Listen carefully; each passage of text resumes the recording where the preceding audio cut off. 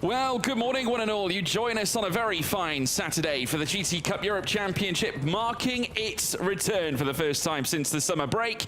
Last time we left it, it was Rodriguez and Franca leading the championship, and they remain to do so as we arrive here at Montmello. They took victory in our last race at Paul Ricard. Some serious points taken by that pairing as well, and they're going to be in full hunt for the title here this time around. But do not count out the likes of Ludovico Longoni and Pietro Armani. The silver pairing obviously looking to try and get the victories in their favour. They've already taken 2 this season, but still 1 down on the pairing of Rodriguez and Franca, who have 3 against their name. Wins at Portimao, Hockenheim and Paul Ricard. George Morgan here in the commentary box, here to take you through all the action this morning. And alongside me, for the first time since Spa-Francorchamps, it's Ewan Dunlop. Ewan, welcome. Thank you for having me back. It's great to be here. Had a great day yesterday during the practice sessions, plenty to bring you up to speed with. But another big field here for the GT Cup Europe, rain number 5 of 6, and we're getting towards the business end of this championship. We know we've got a fairly clear leader in Rodriguez and Franca, but with the drop points that come into play later in the championship, just 2 rounds to go, of course, that could play massive with the numbers. So there's a 21-point gap at the moment between our leaders and then Longoni and Armani. And it's really been the pure consistency of our championship leaders. They've had 3 wins, 2 podiums, and in the other 3 races, only just been out the main point-scoring positions.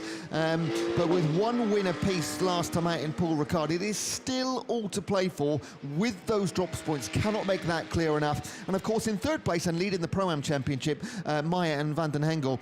We saw yesterday in free practice, Paul Meijer once again absolutely blistering pace, almost a second clear of the rest of the field. Yeah, they've been absolutely outstanding. I must say Paul Meijer has been a superb acquisition, of course, for Burgers Motorsport, and obviously Laura Van den Hengel really making her mark as well as a driver here in the GT Cup Europe Championship, is now becoming more and more proficient at it. Those 2 have been flying the flag in free practice. The private tests were also exceptional on their part, and also for the veteran Fabio Babini and Davide Scanicchio setting in the fastest time in private test 1 with a 1:45.291. In terms of free practice in itself, though I will say private test 2 as well, it was Paul Meijer, Laura Van den Hengel, 1:45.431. That kick-started the weekend. Then we moved into free practice territory. First the bronze test, and we welcome back Annie Frozio and Ivan Velasco. Of course, Velasco, a 2-time and reigning 2-time GT Cup Europe champion. Of course, he won it with Luca Ludwig last season, and the season before that, it was Jorge Cabezas. But we welcome them back with aggressive Team Italia, and they brought with them a Lamborghini Huracan Super Trofeo Evo 2 in this GT Cup competition. So whilst we have seen Ferrari slip away, Lamborghini have moved on in, and they have 3 cars on the grid for this event this time around. And obviously Velasco, I got a chance to talk to him. Of course, it's taking some time for him to get used to the new machinery. It's very different to the Ferrari 488 Challenge that he drove before, but no question he's going to enjoy himself out there, and it's great to have Annie Frozio back. Always a smiling face in the paddock, and also looking to come back after a lengthy layoff, 6 months without driving a race car. So we'll wish her the very best of luck as she now returns here, this time to Barcelona.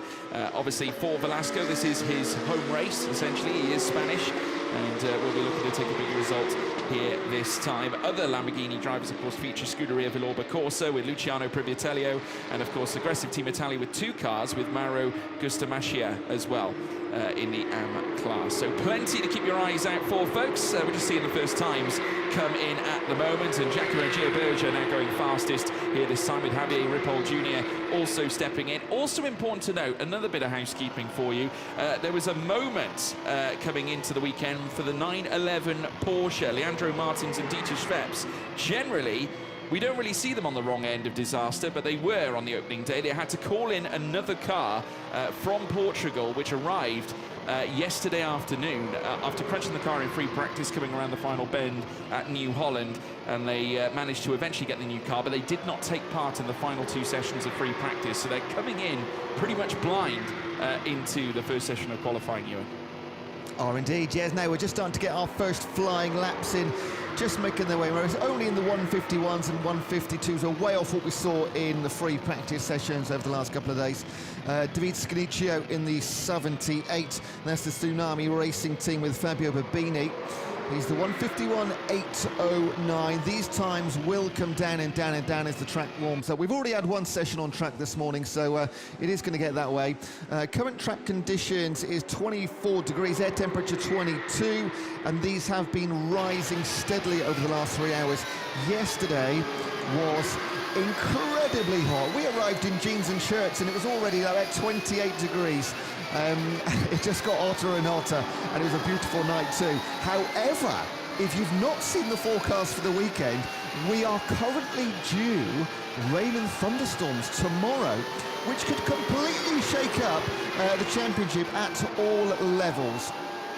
150 we've dropped to with Longini. Oh, with 145, here we go. Here are the numbers we're expecting now. Couple in the 145s. Bugliotti and Henry De Mello, both 145.4 and 145.5. Both of those in the AM class. These are the times. Well, we had plenty. Yesterday in the free practice, we had 4 times in the 45s. And it was just Paul Meijer, wasn't it? In the was he 144? I wrote it down somewhere. Well, we had 144s for Paul Meijer in both FP2 and FP3. Yeah. It was a 144.450. His best time, though, was set in FP3, which was the 144.048. Ludovico Longoni has just put in a purple first sector as well with a 30, what looks to be a 31.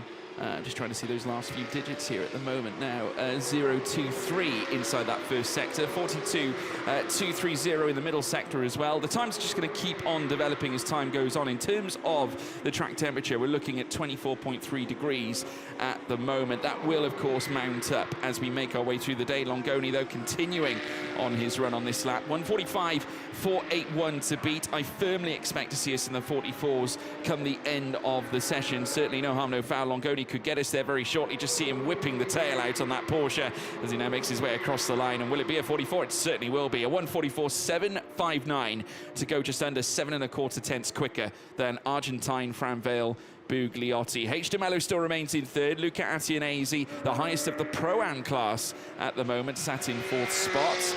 Of course, remember, we have 3 classes now in the GT Cup Europe Championship, with now the inclusion of the Silver Cup class. Annie Frosio on a return up into 16th fastest, now 11.3 off the top time. Tommaso Lavati down in 11th place here this time too, as now Nunez enters the fold. Diego Nunez in Pro-Am class, highest Pro-Am this time, 2nd overall, but still over 7 tenths away from Longoni. Now, in terms of stats and these pole positions over the course of the season, absolutely dominating Paul Meijer and Laura van den Hengel. 4 pole positions across the 8 races thus far. And behind them, only 1 apiece for Ludwig Longoni and Armani, Martins and Sveps, Lovisi and Lorini. They're the only others to get pole positions so far this season. So in terms of qualifying, Paul Meijer has been absolutely on fire. He is phenomenal where it comes to 1 lap pace, and you stick him in race trim, he is just as venomous. No stopping that man at all. Ludovico Longoni going quicker again, though, looking to stamp his authority, now enter the championship leader. Of course, Luca Franca stepping up alongside Rodriguez once more, going 2nd fastest. And we've got now Leandro Martins shaking off the issues of free practice and moving inside the top 10. 7th fastest, 3rd in AM as we currently see it. Ludovico Longoni, though, oh my goodness me, used all of that runoff and a little bit more going into the gravel, but still improves on that last lap, and it's a 144.597. So that gap now extends back out to 6.5 tenths plus on Luca Franca. 2 silver cars now listed right at the top of the shop. But that could have ended in tears for Ludovico Longoni. Just look at that, straight into the gravel, dipping that rear left into the rough patch. You can just see, and you wonder how that's going to affect the balance of that Porsche as well for the remainder of the session. Now here comes the car of Paul Meijer, and we expect him to be firmly quick. It's very rare do we not see him on top spot. He will be chasing pole position in this session, as now we see him go to the top with a 1:43. Now that's blistering, a whole second quicker than Ludovico Longoni, and blasting away everything we saw through the course of free practice. That's the first 1:43 we have seen so far this weekend. Yeah, I mean, like, we built him up, didn't we? And he's absolutely delivered. And he didn't even look that quick around that last corner, not even using all the track. That is utterly brilliant. I didn't expect to see as quick as that, if I'm perfectly honest. Half a second off, the quickest time from all 3 practice sessions. Yeah, just wow. Well, incredible. Over the last few years, we've experienced Dutch dominance in the realms of Formula One, but I tell you what, in qualifying, Paul Meijer giving us a taste of Dutch magic here as well. We've got Luca Franco going into second fastest, and now Stinus Longin up into third as well. Of course, Longin has been quite a figurehead in the GT Cup Europe as of recent campaigns. He's also in the realms of their own championship fight last season. Of course, former Pro-Am champions being Ivan Velasco, Luka Ludwig winning it alongside him last year. We mentioned, of course, the win for himself and Cabezas as well. Velasco, the only driver actually in history to win the overall championship in succession, and to win it twice and twice in a row as well, which is certainly history-making in this series. Tommaso Lavati at the moment going green in the first 2 sectors this time. Lars Zanen just losing time in that middle sector as opposed to what he had in the first, as now Lavati goes back into second fastest with a 1:44.253. H. De Mello into 7th and back leading the AM class, and Papi, Cosimo Papi down in 8th as well, flying solo this weekend, Cosimo Papi. And there were some questions as to whether that his grading would be changed from AM up into Pro, or into Pro-Am in this case, but now he goes back into 7th fastest, higher than H. De Mello, as we now watch as the 91 of Luca Franco comes through out of turn 10 and up the hill. Of course, so much variance in terms of cornering here at Barcelona, as we now watch as Franco now makes his way through towards the final corner. This sweeping right-hander, which is now so much more fluid since they removed the chicane, taking on more of the bike's track, essentially. And this, of course, now conforms to what we see in Formula One and has now become the staple here at Barcelona. Now Franco looking to staple himself higher up, but of course losing time in that final sector, meaning that all the progress he made in the first 2 seeps away. Totally agree. That taking in that last chicane, the last couple of corners now, 12, 13, 14. It's such a flowing end to the lap, and build up that speed, maintain it through the 1 kilometre start-finish straight. It's an absolute monster. Seen it in person first time yesterday. You can barely see the other end. It is utterly brilliant. Foot to the floor for the full kilometre. Speeds are absolutely frightening. Just jumping back to the AM classification, and got the Pro-Am, of course, as well as the overall. It's unlikely that anything will be decided this weekend. It will go out to Monza in a few weekends' time. But just to bring you up to speed on that, Van den Hengel and Meijer, they currently lead officially on points by 8 points in the Pro-Am Championship. But with drop points, that would actually give them an extra 5, because they've got 2 non-finishes, whereas Scudiccio and Babini are going to drop 3 points from Hockenheim and Spa-Francorchamps. So the lead is just above double digits, and there's only been one time this season when either one of those cars didn't win the Pro-Am race. The only other was Peter Verta and Diego Nunes, who was race 2 back in Hockenheim, but that championship is really between those 2 cars now. And as you've already mentioned, in the AM classification, there's a bit more of a gap in that one. Sveps and Martins on 52 points, H. De Mello on 37.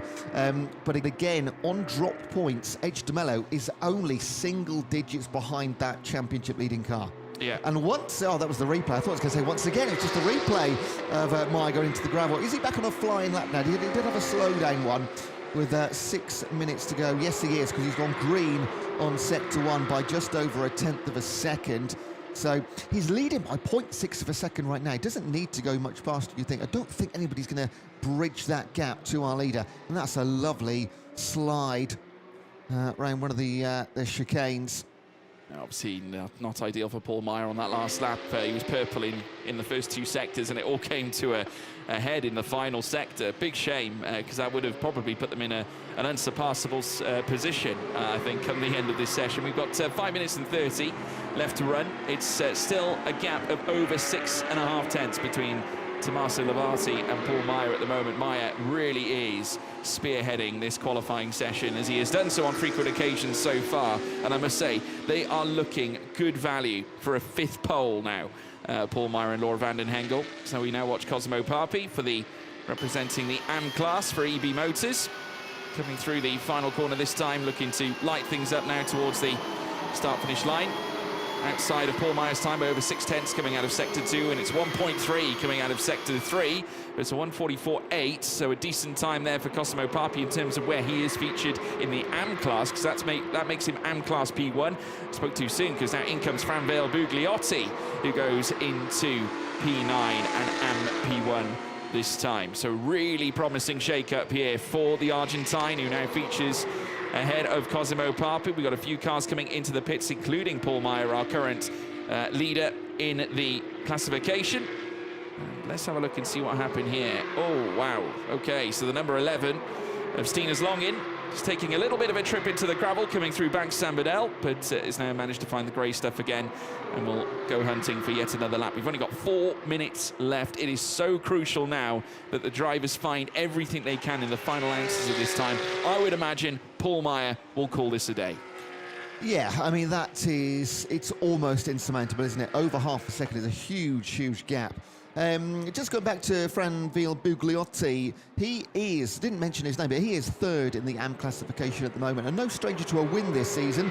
Winning a race to Portimao, winning a race to Hockenheim, and several other pretty good point-scoring totals, but 26 points in total so far this season. So 11 points off second and 24 off first place.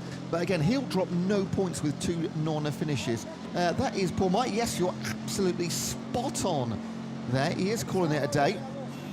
Doesn't look very happy, though, coming out of the car. There was certainly some concerns I think Paul Meijer is sharing. And just by the way he's pointing, it's almost like he's pointing at the back end of the circuit. So I'm wondering whether he might be referring to that moment up at the top of Back Sambadel. I'm not quite sure, but he has good reasons to be happy, because it means it could be another pole position going their way, making it pole number 5, but we still have 2 minutes and 50 or so to go, so let's not count our chickens just yet. Lovaty's in 2. He's gone into the pits. He's coming in. Leandro Martin's also making his way around the final corner. You might have noticed it's not the familiar luminous yellow decal or paint that they have on the car. It is now white and red, because, as I mentioned, they had a big crash over the course, the early stages of the free practice sessions, getting started into the weekend on Friday, and having to call in a car from Portugal, and therefore really just giving this car its early runs here and now. So high pressure now on Leandro Martin's 2 deliveries, currently down in 15th and well below Franvel Bugliotti now in terms of the AM class side of things, and as it stands, it's 2.4 away from the top time of Paul Meijer at the moment for Leandro Martins, with Franvel Bugliotti 1.2 away. So if you dial it back, there's actually 1.2 seconds between the AM leader and the man that sits in 15th overall. Yeah, so not many cars left out on track now, other than in the AM classification. Just Lars Zanen currently lying 7th, 1.1 seconds back, so a good lap time from him. He could jump up to, well, top 5, 3rd row of the grid potentially. The only change, or the other change we may see, is in the AM category. Papi in the 23, currently a 10th, no, less than that, hundredths of a second of Val Bugliotti. He is currently on track, just coming around the last couple of corners, so that may change. And then Atanasi in the 43 in the ProAm classification, also still out on track. So these conversations ongoing now between Meijer and his team. He does look, it was definitely a few shakes of the head, wasn't there?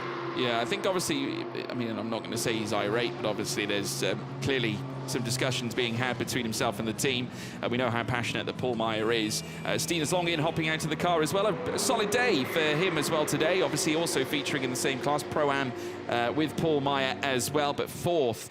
We'll be starting on the 2nd row as we undertake the rolling start later on. Of course, the time is still ticking at the moment, but no improvements out on track, bar Nicholas van Dierendonk, who's managed to post a 31.3 inside the first sector, so has a great chance of notching yet more time together, though as I say that, loses time in the middle sector and is now 1.2 off the top time. Luigi Peroni also out on circuit at the same time as well. We've got Van Dierendonck now coming through Bank Saint-Medel in the familiar yellow colours for Q1 Track Racing, who have been, as a team, incredible in this series. If we cast our minds back, 2021, 22 and 23 becoming teams champions in this series now, as we watch Van Dierendonck come around the final corner looking for a big improvement in the final sector to help his chances in the AM fight. 2 seconds off the top, remains P13 and will undertake the checkered flag, and that will bring an end to his day. Peroni, one of the final cars to come through, a second down already inside that first sector and currently sits 19th overall, and I'd imagine